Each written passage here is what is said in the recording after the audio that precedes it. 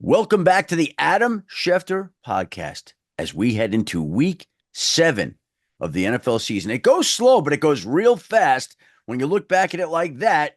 And to get ready for week 7 and the huge matchup ahead, a Super Bowl rematch, we will be joined today by the offensive coordinator of the Kansas City Chiefs, Matt Nagy, who's helped the Chiefs to a 5-0 start this season despite injuries to players like Isaiah Pacheco, Rashee Rice, Hollywood Brown, winning without some of their key parts.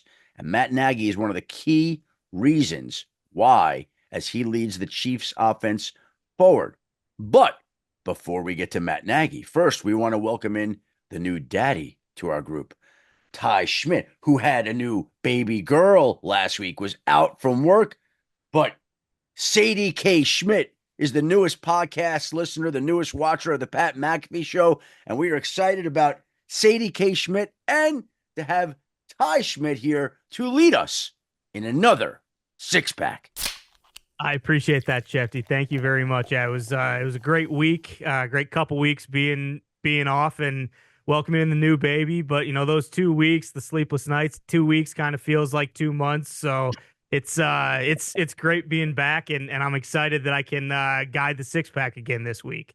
What's the one memory you have of becoming a father for the first time? Like, I remember sitting outside the waiting room, waiting to be brought in and thinking my life is about to change. I'm about to go meet my daughter, and this is going to change things forever. I remember sitting there, and I remember kind of walking into the room. I don't know. It's just a vivid memory in my mind. How about you, Ty? So this is actually my second daughter. It's your second daughter. Excuse me. Yep. So I have a 2-year-old at home, or a little over 2 years old. But I think, obviously that, but seeing my older daughter come into the room after she was born and, being very timid and wanting to hold her and hug her and kiss her and all that kind of stuff. It just, I don't think anything can prepare you for those kind of moments. Just thinking about it makes me emotional and kind of makes me just melt. So definitely that. I mean, I'll remember that for forever, for sure. Two-time girl dad. Yep. Well, congratulations, Ty. It's an awesome thing. Thank you. Thank you very much. With that being said, Shefty, let's get into the six-pack. Topic number one, quite a week for the Harbaughs. Tuesday in Ann Arbor, and then obviously everything that happened with Jim on Sunday. What was kind of your takeaway from a crazy week for the Harbaugh family? Well, you know what's funny, Ty, is about a month ago, we've been working on this special about Jim and John Harbaugh that's going to air right around the time that the Ravens and Chargers play on Monday Night Football. So I spent time with the two of them at the NFL owners meetings, and they were unbelievable together. I mean, fantastic. Wait till you see this.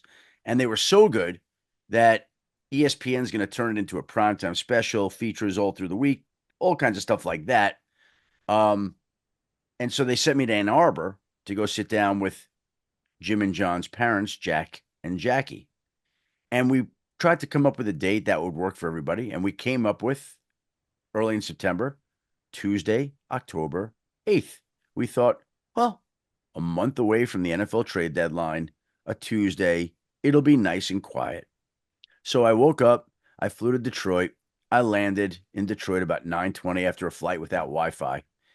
Got off the flight, was on the ground maybe 8 minutes when I get a call that said, "Are you aware that the Jets just fired Robert Saleh?" And I was like, what? Got on the phone, confirmed that the Jets fired Robert Saleh, followed the story from the back of an Uber, did first take from the Uber, was doing radio hits from the driveway of Jack and Jackie Harbaugh as this whole entire crew setting up in their house. So these two gracious people who are so sweet and so nice, I'm thinking, what did they need this for? Like, they didn't ask for this. They've got production trucks, two of them in their driveway. I'm standing there doing ESPN radio, ESPN New York radio, other radio shows. I got people from across the league calling in, coaches and front office people saying, what the hell happened with Robert Saleh, as I'm waiting to get into the Harbaugh's house, going to the Harbaugh's house. And by the way, I got to say something. I had never been to their house in Ann Arbor. It is like a veritable hall of fame to the Harbaugh family coaching tree. Like the basement, giant basement, the coolest pictures and memorabilia, like Woody Hayes and Jim and John as babies, and their dog. Like, I mean, mind blowing stuff. Like, I'm looking at all these pictures and jerseys and autographs. Like, you're walking in the front entry of the house. So there's the picture with Ronald Reagan. It's Jim and John Harbaugh with Ronald and Jack and Jackie and their parent. Like, all these people with Ronald Reagan at separate meetings. Jackie was telling me the story of all these people coming together with Ronald Reagan, and I'm seeing all these pictures, and it was unbelievable. And then there was one picture as I'm walking down the basement stairs on the wall. I love this picture. It was Jim and his mother, Jackie, hugging. I mean, you could just see the love in this picture. And I said to Jackie, where was that taken? She said, oh, that was back at Yost Arena, which is the ice hockey rink on Michigan's campus after Michigan came back from Penn State last year when Jim was suspended. And it was such an awesome mother-son photo as we speak of you and your daughters. Like, the love of it just burst through in the pic. I took a picture. I'm like, can I take a picture of that? She's like, yeah. I took a picture because I was so touched and moved by that picture. And so we had this crew there. We were with the Harbaughs all day. I got there like 10:15. I had to leave 3:20 because I had to go do NFL Live from the airport in Detroit, which I wasn't expecting to do, but I had to rush back. And so spent the day with the Harbaughs. It was interrupted by the events in New York. It was affected by the events in New York, but it was an unbelievable day. They were incredibly gracious. And oh, by the way, you walk into the Harbaugh's house with Jack and Jackie, and they have out all these donuts and munchkins and apple cider. Like, I felt like it was a perfect fall day in Ann Arbor with this incredibly gracious family that took us into their home and was feeding us donuts and apple cider. Like, what's better than that? And so after spending that day with them, talking all about Jim and John, it was even more strange on Sunday to watch Jim go off the field in Denver, where I also happened to work for 16 years. And I'm watching this, and I said to myself, the first thing, I was in Denver about 2 years ago visiting a friend. We were supposed to go to dinner at my favorite restaurant, then a Nuggets playoff game. I flew in that morning. When I landed, I got violently ill, altitude sickness. I went to the Broncos facility to have lunch with some people. I went straight to the doctor. I went straight from the doctor back to the hotel, was laid up, never went to the dinner, never went to the Nuggets game, basically flew to Denver to get sick. And when Jim walked off the field, I said right away, either he has altitude sickness like I did, or he's got something going on with his heart. It's one or the other, like right away.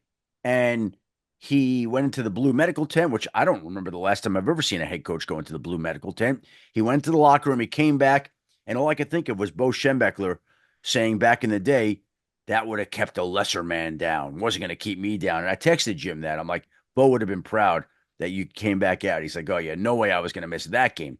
So the week started with the Harbaughs on Tuesday. A huge thank you to Jack and Jackie.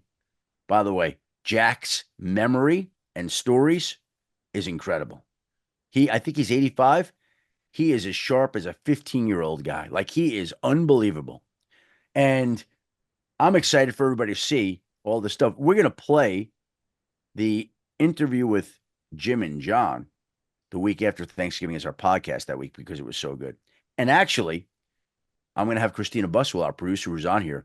I may have her get the interview with Jack to play as another podcast as well, because that was unbelievable the way he spoke about his boys and some of the stories he told and memories he had.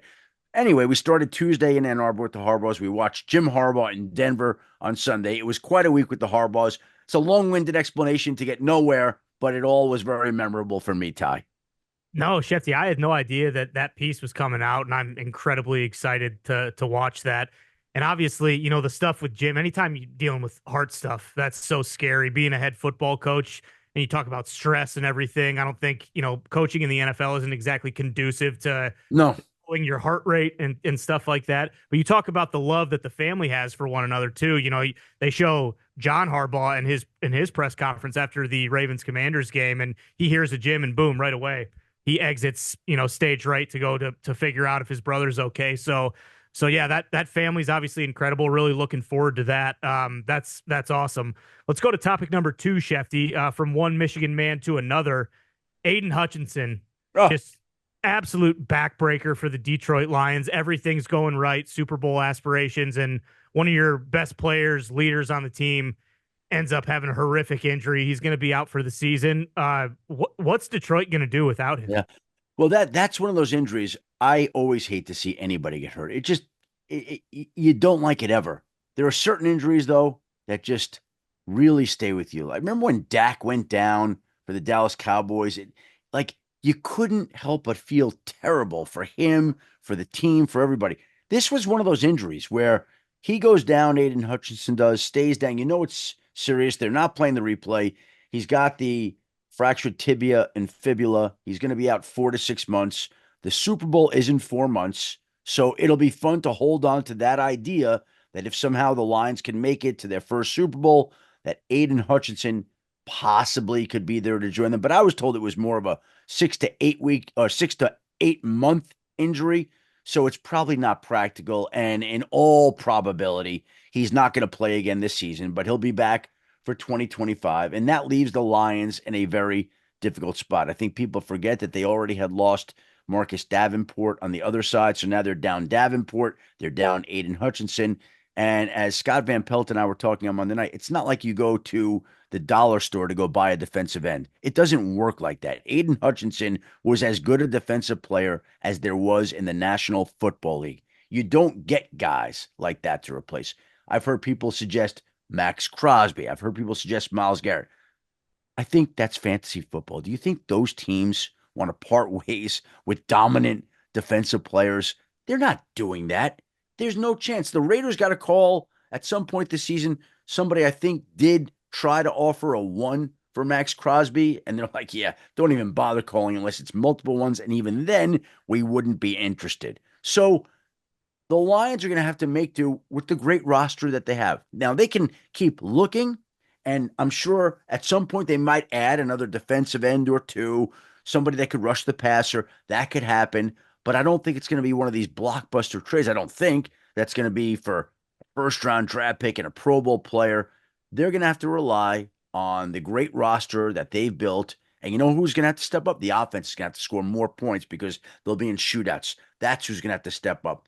The rest of the guys in the defense. And somehow they're a good enough team to try to overcome it.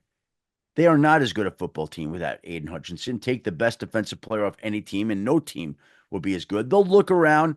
I wouldn't be surprised if they find somebody, but it'd be somebody that's not a household name and somebody that they think that could step in and help some. Yeah, I mean, the fantasy football aspect of it is fun to do, obviously, when something like this happens. Hey, Max Crosby, Myles Garrett, any of these guys. But in this situation, I look at, what Baltimore did with Kyle Van Noy, who he was a good player, obviously. He won all those Super Bowls, but he was kind of bouncing around looking for his next team. Baltimore gets him, and look what he's done in the last 2 years with them, kind of a bit of a career resurgence. So you hate to see the Hutch thing potentially be the type of thing that kind of takes the Lions out of it because they are in a prime window right now. But I think you're right. They'll end up grabbing somebody, and they're good enough to weather this storm. Even this morning, they're going to sign this defensive end Isaiah Thomas off the Bengals practice squad. And that's the kind of thing that they'll do, right? Okay, so Isaiah Thomas gets a roster spot on Detroit's roster. He's a new defensive end. Isaiah Thomas has fared pretty well in Detroit before, and you like to think that Isaiah Thomas will fare pretty well in Detroit now for the Lions. A different Isaiah Thomas, a different era, a different sport. But they've had great luck with Isaiah Thomas's in Detroit, and hopefully Detroit can do it again. Yeah, absolutely. So no reason to hit the panic button quite yet, Shefty. Let's move on to topic number 3 and the team that the Lions absolutely dismantled on Sunday. What stands out about the Cowboys, and what should be kind of the train of thought about the Cowboys as they go into their bye week? Well, the first thing, Ty, is it's never good to have a loss like that, but it's even worse when it comes to a bye week because you got to sit and stew on that loss for a couple of weeks. And so here comes Dallas. Dallas is a flawed roster right now. The first thing they need is they need some of these defensive players to get healthy, to get back on the football field. I would have guessed that Micah Parsons will have a chance to come back after the bye, and that will be a big help. Again, we're talking about the Lions without Aiden Hutchinson. Take Micah Parsons off the Cowboys defense and see how it functions without the best player on your defense. And then you take out DeMarcus Lawrence and Sam Williams that lost in training camp. There's only so many blows a team can withstand. And so I think Dallas will get better, but I think the biggest thing is that they need to run the football more. They need to get Rico Dowdle more involved. He's been productive. They need to keep that offense on the field longer so the defense is off the field longer. And I think that they still think that there are parts in place that they can win with. They're not changing their head coach. I had somebody text me after the game, oh, are they going to fire Mike McCarthy? Again, people come up with these ideas. Oh, the Lions are going to trade for Max Crosby. The Cowboys are going to fire their head coach, and they think that this is going to solve. It doesn't work like that. We're not living in a fancy football world, even though we are. And so I think they're going to ride it out. They'll believe in Mike McCarthy as they should to turn around this roster. They'll hope to get some of those defensive players back. And then you hope that you can stack up enough wins to make the playoffs and somehow get hot at the right time. They've looked terrible, but there's still a lot of football left. Yeah, we'll see. I mean, I think the biggest takeaway, and again, not just the eye test alone, it just looks like the body language from a lot of guys, and obviously winning cures everything in the NFL, so that stuff can change really quick. But just the effort and the body, like you watch a game, and it's just they almost look disinterested.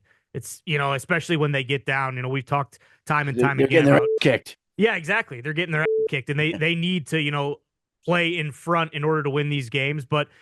Look at that division. I mean, it may feel like the sky's falling right now, but what are they? 1, 2 games out of first place, behind the Commanders. So you're right. You go into the bye week, you weather the storm a little bit, and I think they should be okay. You just reminded me of something. I remember somebody saying about them in the past that they're front runners, that they're great when they play with the lead, and the moment that they don't, they pack it in. And that's sort of been the case with them this season, and it's up to them to change that. Yeah, and they're going to need to change it quick because you look at their schedule after the bye. Brutal. Yeah, murderers row, murderers row. Let's stay in the NFC East for topic number 4, Schefty. A lot of talk about Nick Sirianni this week after he was jawing with the fans after the Eagles had that hard-fought victory over the Browns. He came out and kind of apologized and, in a roundabout way, I guess. Do you think that apology was warranted? Do you think he should have had to do that? You know what's amazing? The analogy we used on ESPN Radio with Evan Cohn and Michelle Smallwood and Chris Canty, fans, and I think coaches forget this sometimes, or people forget it sometimes, fans are customers. They're your customers, right? So let's just say that we are in Nick Sirianni's restaurant and one of the fans ordered food and they didn't like their meal. And they started yelling, this food is no good. Can you imagine the manager of that restaurant, the owner of that restaurant, come back over? Get out of here. We don't want you here. Like, that's what that is. Like, who behaves like that? And especially as a head coach, like, you have to understand you're in charge of the team. You're supposed to be setting an example. You are the face of this franchise. Like, I'm amazed. I can't believe that he would allow that to happen. And when you sign up for these jobs, you have to know that the fans are coming after you, and they've been coming after him. And you, as a coach, have to do the best job you can to block out the noise. Or, as George Pickens said on this podcast, to cut off your eyelids. That's what you need to do. You can't listen to the fans in Section 103 yelling at you and get inside your head. He tried to explain it that they were getting on him all game. So what? He tried to explain that I love when our fans are supporting us, but I don't like it when they're not. Yeah, that's what being a fan is. But you can't, as a coach, go do that. Again, those are two things from two coaches that we hadn't seen in a long time this weekend. I hadn't seen a coach go into a blue medical tent, which was very scary. And I hadn't seen a coach go after fans like that, which also was troubling in its own way. So this is the amazing part about the National Football League is every week you tune in, you have no idea what you're going to see, and you see things that you never would expect to see, like a coach in the tent, like a head coach going after fans. Like, what are we doing? What are we doing? And he apologized. I'm glad he recognizes it, but you cannot let fans get to you. And it's just, and I've been around head coaches before, and you can tell when it's getting to them. You can tell. I've been around general managers. I remember one general manager one year, his job was on the line, and we had discussed that, and he's texting me like, in what turned out to be his last game. You think this is gonna hurt? Like, you think this is gonna be a problem? Like, and I'm going, oh my god! Like, the guy, it was like Shell shocked. these guys. Sometimes they just let it affect them differently, and they need to understand. It's so easy to say you need to block out the noise, and they say they're going to do it. It's another thing to actually be strong enough and disciplined enough to block out the noise. But you have to do it. We're saying it, but they have to do it still. Well, it's one of those things too, Schefter. You mentioned, where you're coaching. Like Sirianni should know better. He's not coaching in LA, where if they lose, it's like everybody's got 1,000 things to do. They don't care. You lose in Philly, like that is affecting people's livelihoods all week. And you lose in Philadelphia after the Phillies lost to the Mets in the championship series. It's even worse. Exactly. And I do agree with you can't be going at your own fans. An NFL coach shouldn't be doing that, obviously. I do think it's kind of funny, though, how in terms of the media, last year or 2 years ago when the Eagles were really hot and Sirianni's jawing with opposing fans, everyone loves it. Hey, look at this guy's lively personality. He's not just the ho-hum, what we get post-game in the interviews, not giving anyone everything. He is unabashedly himself, and everyone loves it. And now, we get the other side of it, and everyone's saying he's a clown. They have an issue with it. But again, you can't be going at your own fans. You just can't do that. He should have known how people were going to react, and they reacted exactly how, he should have thought they would. But you just knocked over a hat. Is that your hat there, Todd? No, that's Tone's cowboy that's hat. What I thought. He's Tone's hat just took a fall. So we'll see what happens with the Eagles. Again, one of those teams that, they still have a lot in front of them. That division as a whole, kind of who knows. Let's move to topic number 5, Shefty, another division that at this point kind of who knows, but the NFC North has had one of maybe the best starts to any NFL season ever. All 4 teams are the top 4 teams in the NFL in point differential right now. Is this the best division in football? And if so, why? Well, since realignment, since we went to 7 playoff teams in 2020, I believe it was, we've never had every team in a division go to the playoffs. So for the very first time, we could see all 4 NFC North teams go to the playoffs.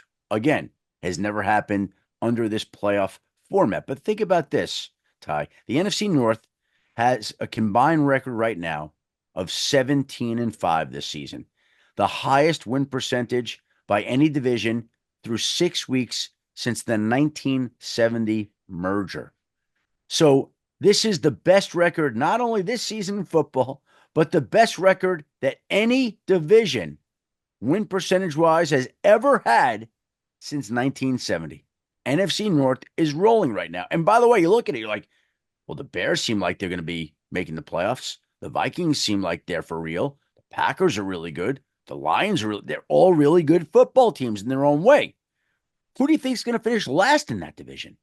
Like, if you had to pick one team right now to finish last in the North, who would you pick? I mean, my Packers fan bias would probably say the Bears, just because they have a tough schedule coming up as well. But you're right. I mean, and you look at, I want to say Packers Vikings has been the only division game thus far. So maybe they'll cannibalize themselves a little bit, but it really is.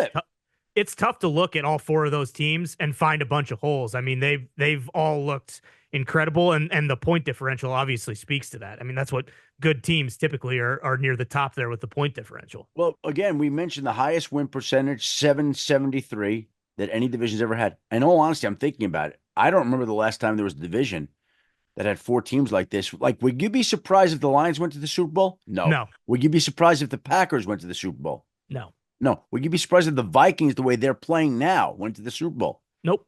No. The Bears would be a little bit of a surprise, but they're an upstart team, young, talented team, and they're playing well. They're 4-2 on a bye. Good for them. Like, it's a great division, and these divisional matchups that we're going to get are going to be awesome to watch.